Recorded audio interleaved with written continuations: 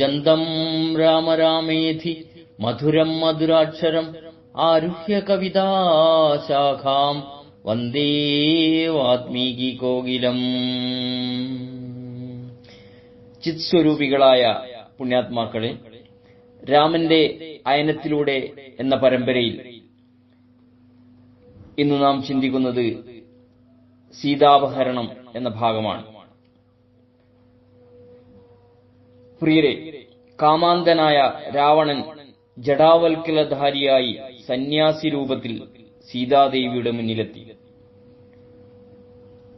ഭിക്ഷുവിനെ കണ്ട സീത തന്റെ ഭർത്താവും അനുജനും മടങ്ങിയെത്തും വരെ വിശപ്പും ദാഹവും തീർത്ത് വിശ്രമിക്കാൻ അയാളോട് പറഞ്ഞു. നീ ആരാണെന്ന ചോദ്യത്തിന് ഉത്തരമായി സീത തന്റെ പരമാർത്ഥം അയാളോട് പറഞ്ഞു. സീതയുടെ സംസാരം കഴിഞ്ഞപ്പോൾ അയാൾ ആരെന്ന് സീതയുടെ ചോദ്യത്തിന് ഉത്തരമായി രാവണനും തന്റെ പരമാർത്ഥം സീതയെ ധരിപ്പിച്ചു. സീതയിൽ വല്ലാതെ ഭ്രമിച്ചിരിക്കുന്നു എന്നും അതിനാൽ തന്നോടൊപ്പം പോരണമെന്നും രാവണൻ സീതയോട് പറഞ്ഞു.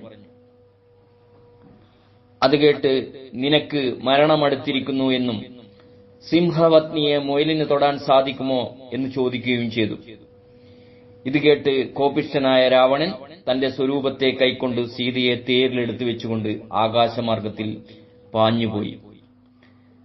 തേരിലിരുന്ന് കരഞ്ഞ സീതയുടെ വിലാപം കേട്ട ജടായു രാവണനെ തടയാൻ ഒരുമ്പെട്ടുവെങ്കിലും രാവണൻ ജടായുവിന്റെ ചിറകുകൾ അറുത്തു താഴെയിട്ട് സീതയെ കൊണ്ട് കടന്നു കളഞ്ഞു. ഇവിടെയാണ് വാത്മീകി മാനിഷാദ എന്ന് വീണ്ടും പറയുന്നത്. ഇണപ്പക്ഷികളിൽ ഒന്നിനെ അമ്പെയ്ത വേടനോട് അരുത് കാട്ടാള എന്ന് പറയാൻ ഒരുപക്ഷെ പലർക്കും കഴിഞ്ഞേക്കാം.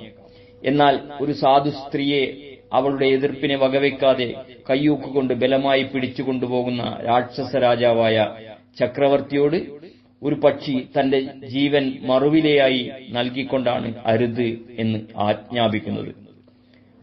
രാക്ഷസേന്ദ്രനായ രാജാവ് ചന്ദ്രഹാസമിളക്കി തന്നെ വകവരുത്തുമെന്ന് അറിയാതെയല്ല പക്ഷങ്ങളും നഖങ്ങളും കൊക്കും ഉപയോഗിച്ചു പൊരുതുന്നത്.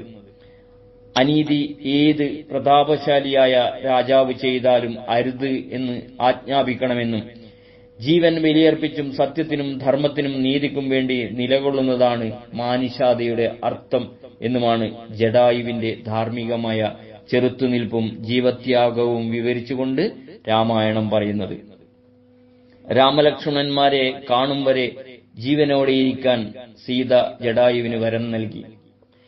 ഇപ്പോഴാണ് സീതയ്ക്ക് താൻ ലക്ഷ്മണനോട് പരുഷവാക്കുകളായിരുന്നു പറഞ്ഞതെന്ന് ബോധ്യമുണ്ടാകുന്നത്. ഇടയ്ക്ക് കണ്ട 5 വാനരന്മാർക്ക് തന്റെ ഉത്തരീയത്തിൽ ആഭരണങ്ങൾ കെട്ടി ഇട്ടുകൊടുത്തു. അങ്ങനെ സമുദ്രം താണ്ടി രാവണൻ ലങ്കയിലെത്തി.